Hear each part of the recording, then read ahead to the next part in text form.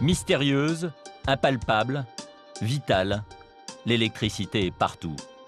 Tellement intégrée à nos vies que l'on a fini par en oublier l'existence. Et pourtant.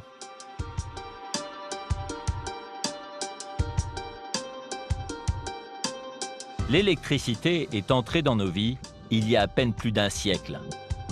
En 1879, Thomas Edison invente la première ampoule électrique à incandescence. Progressivement, la lumière envahit nos villes et fait disparaître la nuit. À la fin du 19e siècle, quelques industriels commencent à produire de l'électricité pour faire tourner leurs machines. Certains pionniers vont y trouver un débouché économique en distribuant la nouvelle énergie aux communes et aux particuliers.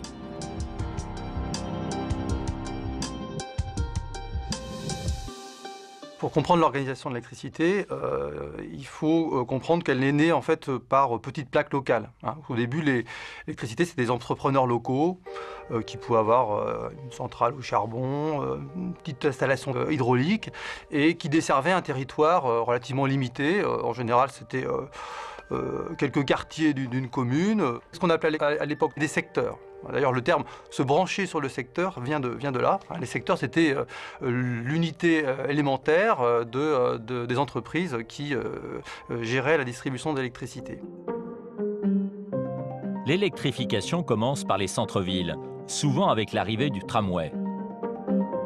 Dans les zones suburbaines, les communes accordent aux producteurs d'électricité un droit de passage pour construire leurs lignes, à condition que ces infrastructures leur appartiennent. On appelle cela des concessions de services publics. Un système encore en vigueur aujourd'hui, puisque ce sont toujours les collectivités qui possèdent les réseaux de distribution d'électricité. De nombreuses sociétés d'électricité voient le jour. Elles utilisent deux modes de production.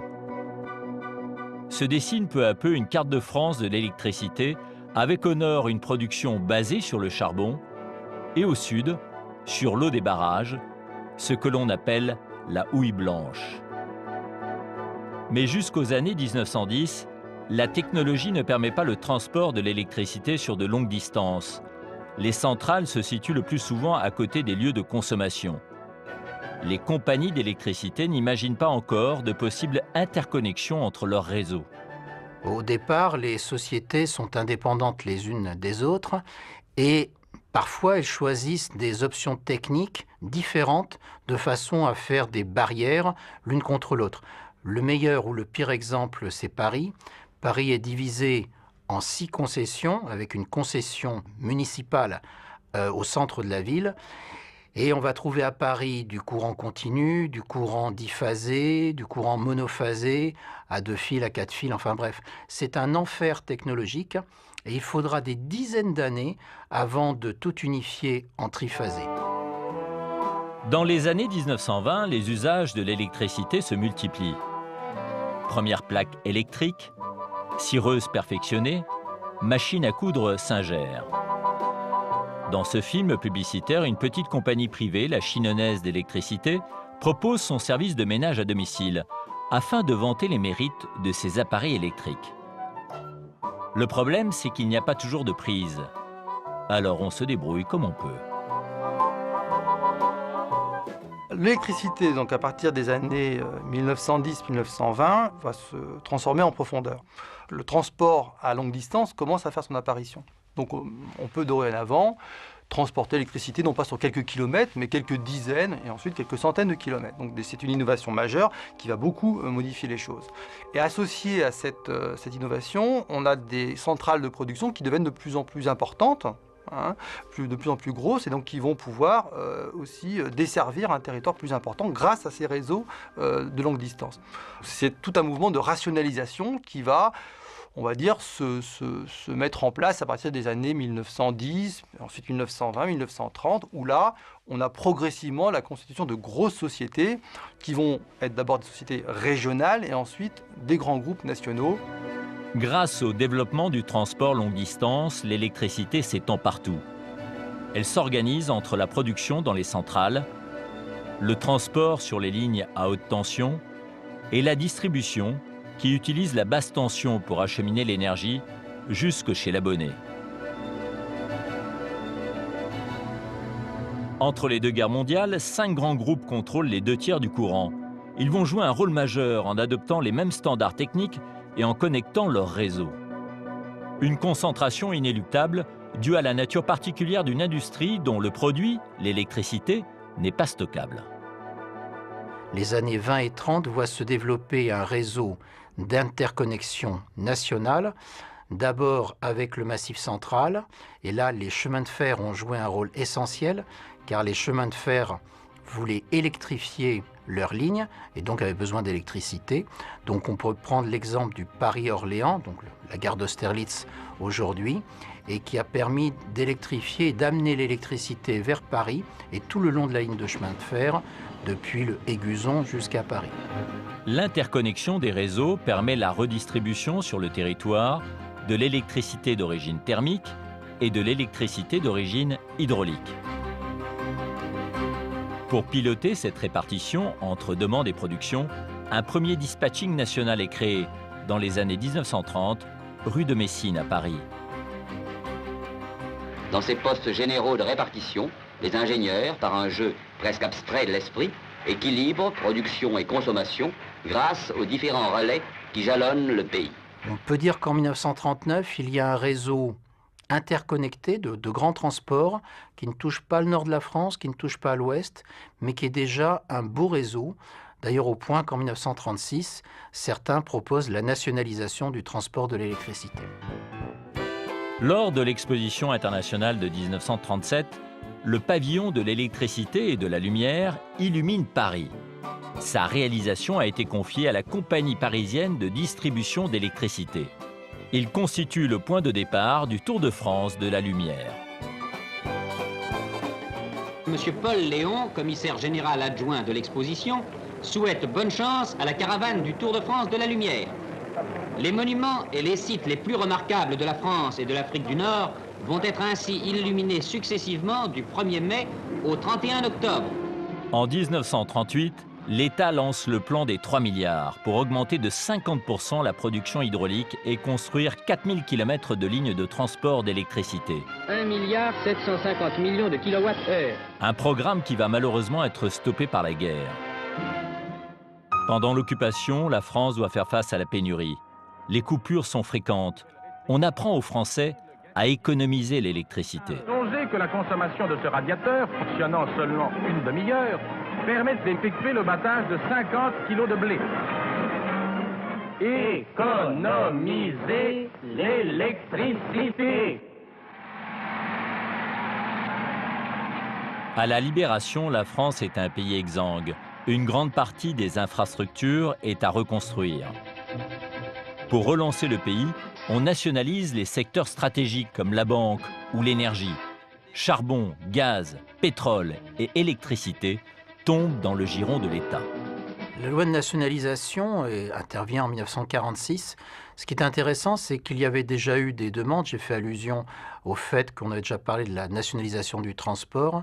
Et pendant la guerre, en particulier le Conseil national de la résistance avait pensé nationaliser la production, le transport et la distribution d'électricité détenus par des trusts, expression de l'époque. Donc en 1944-46, au fond, tout le monde est d'accord pour nationaliser l'électricité. Pourquoi cela a pris presque 2 ans? La question, c'est la distribution. Tout le monde était d'accord pour la production, tout le monde était d'accord pour le transport, mais la distribution, on avait pensé qu'elle aurait pu sortir, ou rester en dehors plutôt, de la nationalisation. Le ministre responsable de la nationalisation, qui est Marcel Paul, qui est un ministre communiste, qui a fait sa carrière dans l'électricité, dans la distribution, il était releveur à la section Étienne Marcel à Paris, qui veut une vraie nationalisation et surtout que la distribution n'échappe pas, puisque la distribution, c'est là où on touche l'argent, il y aurait eu un problème. Donc finalement, c'est lui qui a gain de cause. Pour Marcel Paul, c'est une victoire totale. Électricité de France est née. L'entreprise doit d'abord gérer la pénurie d'énergie. EDF modernise ses centrales thermiques et lance un programme de construction de nouveaux barrages pour subvenir aux besoins en énergie du pays. Il faut qu'en 1951, la France puisse disposer de 40 milliards de kilowattheures. Ces chiffres doivent devenir une réalité. Tout renoncement dans cette voie équivaudrait à une déchéance. Il dépend de l'effort entrepris depuis la nationalisation que 1951 marque le retour de la France au rang des nations fortes. EDF termine l'harmonisation des standards d'avant-guerre. Sur les lignes de transport longue distance à haute tension, on adopte le 220 000 volts. Les lignes de distribution à moyenne tension sont standardisées à 20 000 volts.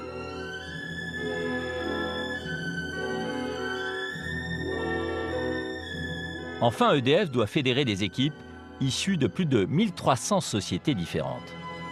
Bon, EDF en 1946 hérite d'une mosaïque d'entreprises privées. Alors même si on avait déjà eu un mouvement de concentration assez important dans les années 20 et les années 1930, on avait encore beaucoup de petites sociétés concessionnaires.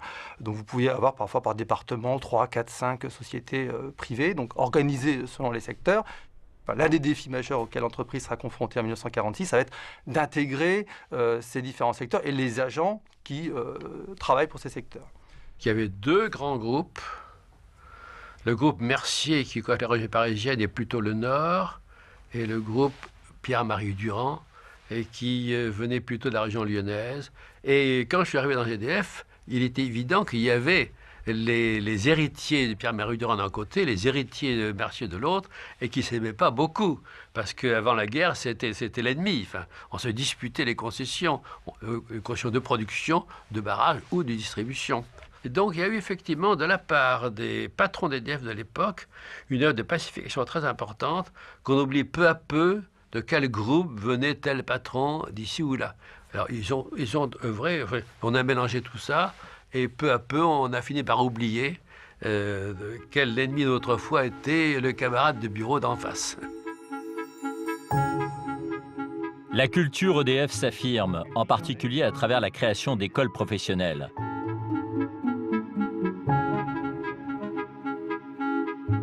En 1951, un service commun à EDF et Gaz de France est créé afin de distribuer l'énergie. Une nouvelle organisation est mise en place pour distribuer l'électricité partout dans les territoires. Alors, le choix qui va être fait va être d'organiser ça à taille, on va dire globalement départementale. C'est-à-dire qu'on a des centres de distribution, à peu près 90-100 au début qui vont être créés. Alors, le centre va s'organiser à travers 3 grands niveaux. Donc on a le niveau centre, ensuite la subdivision, ce qu'on appelle la subdivision, et ensuite le district. Le district est jugé comme une taille correcte, pertinente pour équiper le pays. Alors, à l'époque, les agents dans les districts, ils partent le matin et reviennent le soir après avoir posé des poteaux, encaissé des factures. Donc évidemment, le territoire qu'ils vont desservir ayant peu de moyens de locomotion est assez limité. Donc le district correspond assez bien finalement à une maille pertinente dans cette logique de la France d'après-guerre qui se modernise. Aujourd'hui, l'équipe d'Audierne effectue un nouveau branchement. Ce soir, l'une des dernières maisons de Saint qui s'éclairait encore au pétrole recevra l'électricité. C'est au début des années 1960 que se termine l'électrification de la France. À cette époque, dans certaines zones de Bretagne, seuls 2 habitants sur 3 ont accès à l'électricité.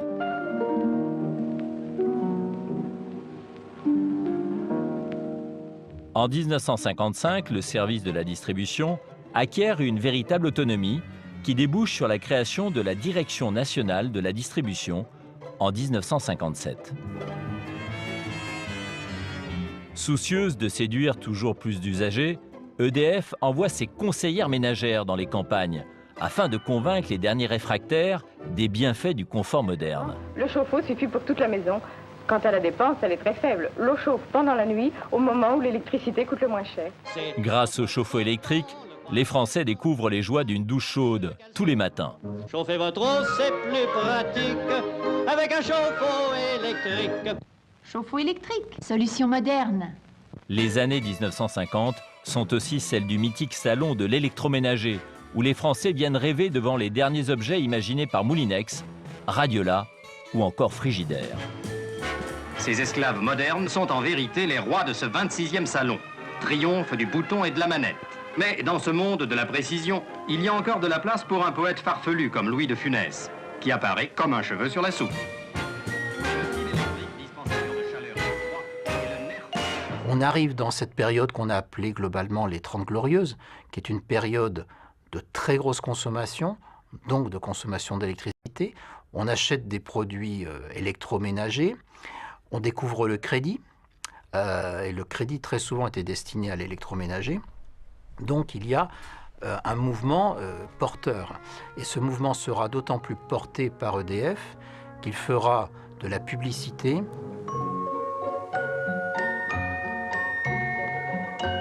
Il faut acheter de grosses machines pour utiliser l'électricité. Mais ça bloque sur un point, c'est que la puissance souvent des foyers est insuffisante. Vous êtes fixé sur l'électricité? Oui, j'étais déjà habitué chez mes parents, alors je préfère vraiment une cuisinière électrique. Je comprends. Mais avez-vous un compteur assez fort? Vous êtes en 220 ou en 110? 110. Alors pas question de cuisinière électrique, il vous faudrait le 220. Et puis il y a un coup de génie en 1963 qui s'appelle le compteur bleu. Alors pourquoi ne pas demander un compteur bleu? Ah, j'ai vu quelque chose là-dessus à la télévision, mais j'ai pas fait attention. Qu'est-ce que c'est? Ça vous irait très bien. L'idée, c'était d'augmenter la puissance de façon à ce que les Français puissent mettre un réfrigérateur, une machine à laver, enfin, tous les usages électriques. Le compteur bleu? De plus en plus d'appareils pour vivre mieux. Vous pouvez obtenir le compteur bleu sur simple demande aux services locaux de l'EDF. Ça a été un succès absolument extraordinaire, c'est resté dans les mémoires, au point qu'il y a eu pénurie de compteurs et qu'à la fin on prenait des compteurs noirs qu'on peignait en bleu, parce que les Français voulaient du compteur bleu. Le compteur bleu est l'un des symboles de l'accession des Français à la modernité. On en installe 70 000 chaque mois. Pour la distribution se dessine une nouvelle relation avec les usagers, avec l'ouverture des premières agences EDF. La croissance de la consommation d'électricité est phénoménale. Elle double tous les 10 ans entre la Seconde Guerre mondiale et le premier choc pétrolier.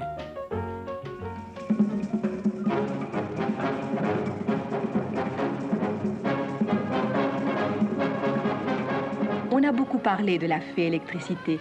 À vrai dire, je ne vois pas comment nous pourrions vivre sans elle et sans les nombreux appareils électroménagers qu'elle nous permet d'utiliser pour notre confort et notre bonheur. Dans les années 1960, le système de quitancement devient plus élaboré, avec l'apparition des premières fiches perforées, prémisse de l'informatisation future. Tout est prêt maintenant pour l'intervention de la calculatrice. Cette machine effectue les 4 opérations, elle calcule le montant des consommations et éventuellement les prix à payer selon les tranches. L'électricité est distribuée à tous les Français au même prix, qu'ils habitent au cœur des grandes villes ou dans les campagnes.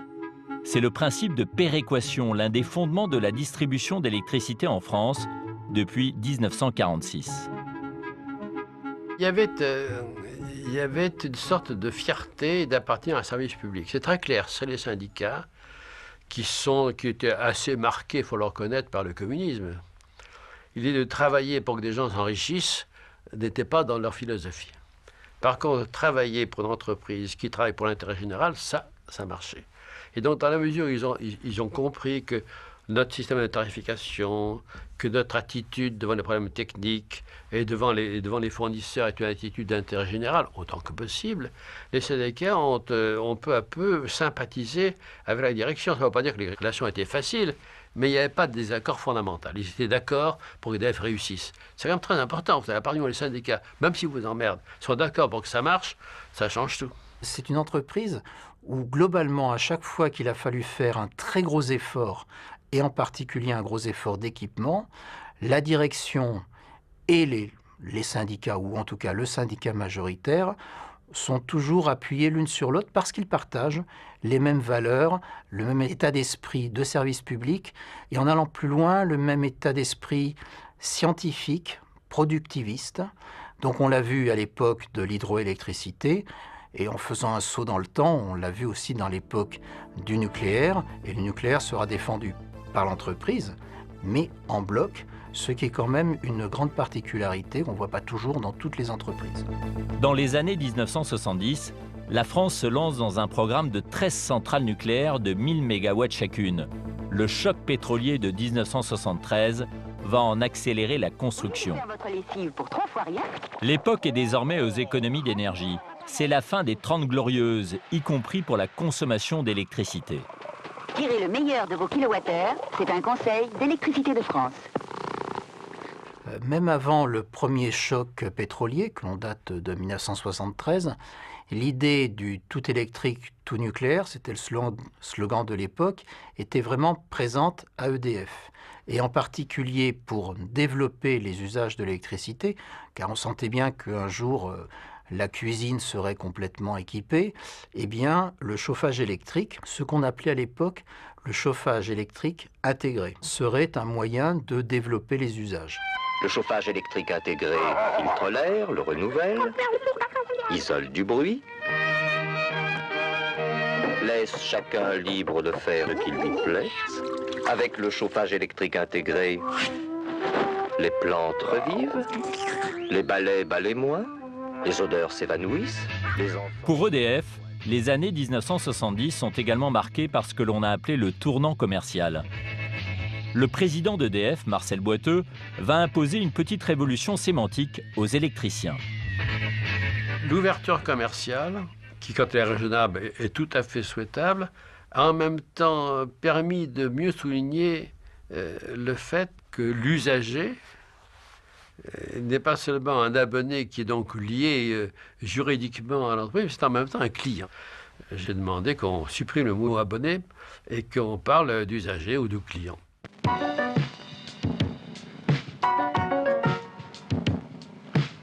Une publicité de 1979 va affirmer cette place du client au cœur des préoccupations d'EDF. Elle met en évidence le rôle essentiel des hommes de la distribution.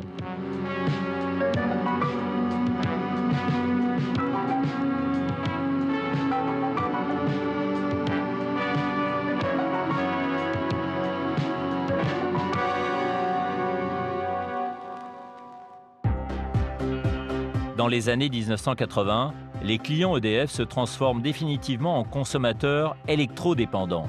La génération Goldorak découvre les premiers jeux vidéo. L'informatique entre dans tous les foyers français grâce au Minitel.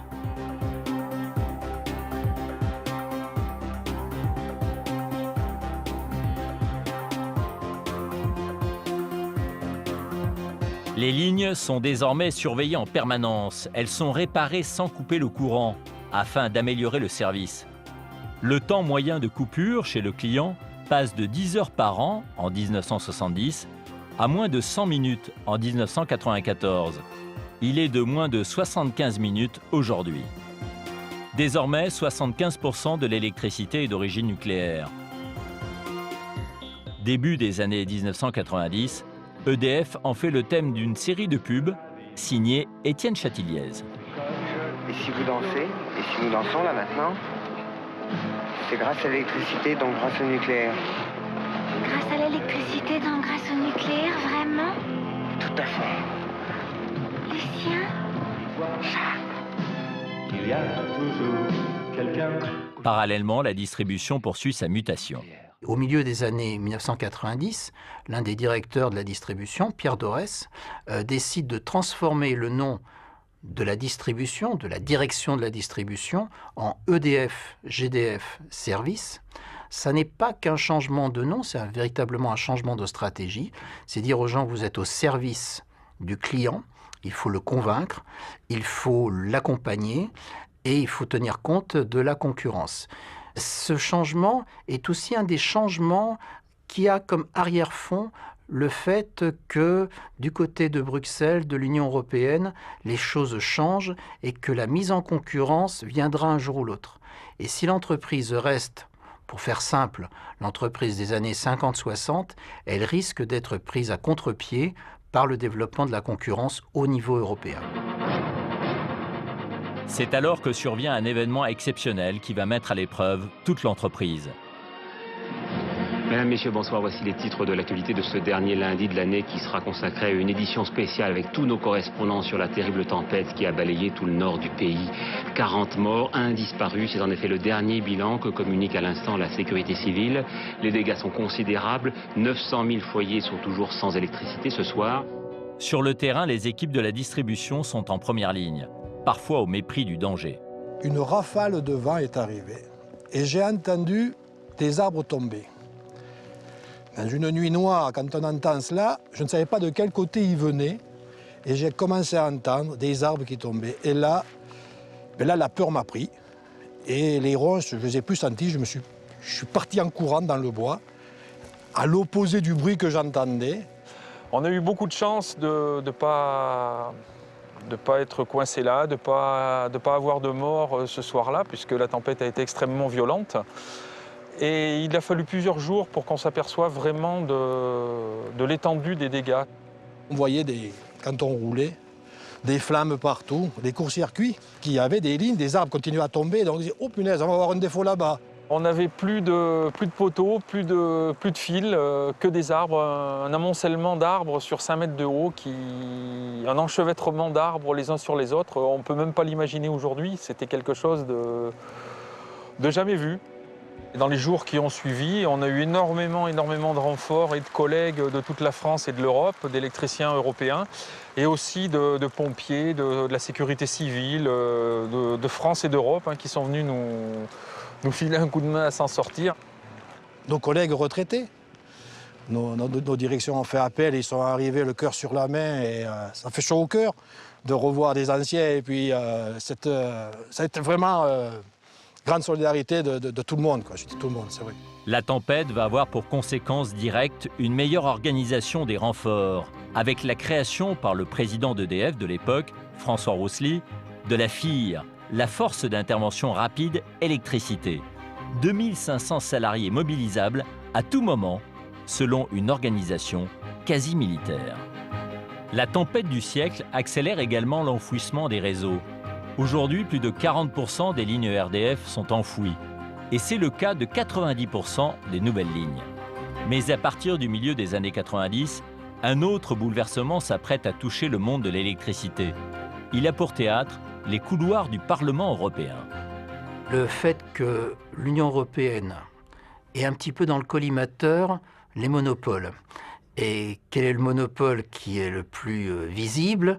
C'est l'électricité de France. Alors pourquoi l'Union européenne est-elle contre les monopoles? Pour elle, un monopole, ça ne donne pas un bon service aux clients, et d'autre part, ça abuse des prix. Donc il faut casser ces monopoles. Alors là, ça a pris du temps, la France a résisté autant qu'elle a pu, mais c'est vrai que par rapport aux libéraux de Bruxelles, EDF paraissait vraiment le summum, l'archétype de ce qu'ils ne voulaient pas. D'où l'idée progressivement que le seul moyen, c'était de séparer la production du transport de la distribution. Le changement s'opère par étapes. En 1999, c'est l'ouverture à la concurrence pour les grandes entreprises. Et en 2007, pour le grand public. En 2008, c'est la scission au sein d'EDF des activités de production, de fourniture, de transport et de distribution. Production et fourniture s'ouvrent à de nouveaux venus. Transport et distribution restent des services publics. ERDF est chargé de la gestion du réseau de distribution d'électricité. Une entreprise de 36 000 salariés qui gère plus de 1 300 000 km de lignes, soit 3,5 fois la distance Terre-Lune. En 2010, Michel Bellon prend les rênes de la toute jeune entreprise.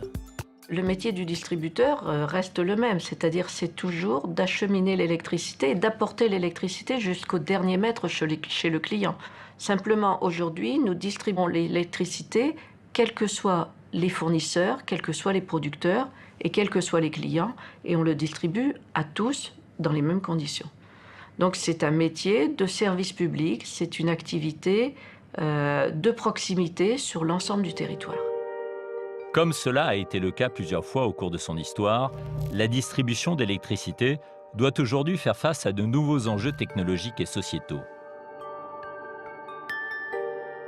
Les réseaux évoluent, les usages évoluent plus personne ne peut se passer de l'électricité et il faut qu'on soit capable de gérer un très grand nombre de clients, 35 millions de clients, un très grand nombre de producteurs d'énergie décentralisée, 250 000 aujourd'hui, on en imagine 2 millions de producteurs à l'horizon de 2020. On imagine également 2 millions de véhicules électriques à l'horizon de 2020.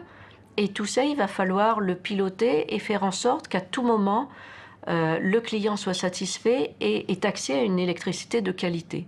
Donc ça veut dire une couche de télécommunications, d'informatique et d'automates qui va permettre d'agir à distance et de gérer des données en très très grand nombre.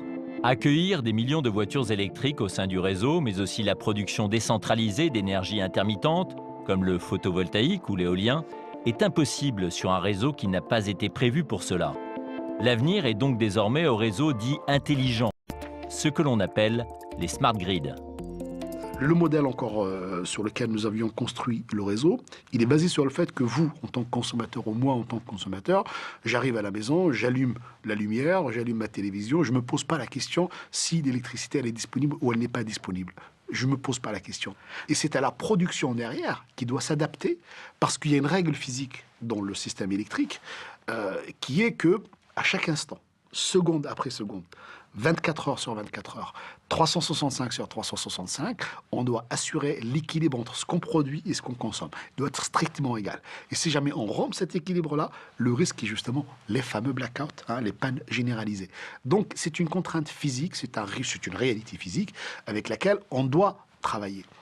Et une des solutions, c'est de dire, mais pourquoi on ne pourrait pas synchroniser la consommation à la disponibilité cette fois-ci de l'énergie?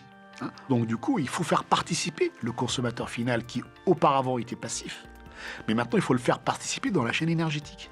Si jamais j'arrive par exemple à accéder à un usage spécifique, par exemple le chauffage, et je lui coupe que le chauffage, mais celui-là je le découple à des millions, ça me représentera tout de suite des mégawatts, des centaines de mégawatts qui me permettraient de effectivement gagner sur la sûreté du système, donc de permettre toujours que je garde l'électricité, enfin je garde la lumière présente, et finalement je coupe le chauffage en 1 heure, même si c'est 1 heure ou une demi-heure, bon, ça ferait baisser d'1 degré, bon. Mais pour pouvoir faire ça, il faut avoir un portail quelque part. Si on n'a pas de portail, on ne pourra jamais faire ça.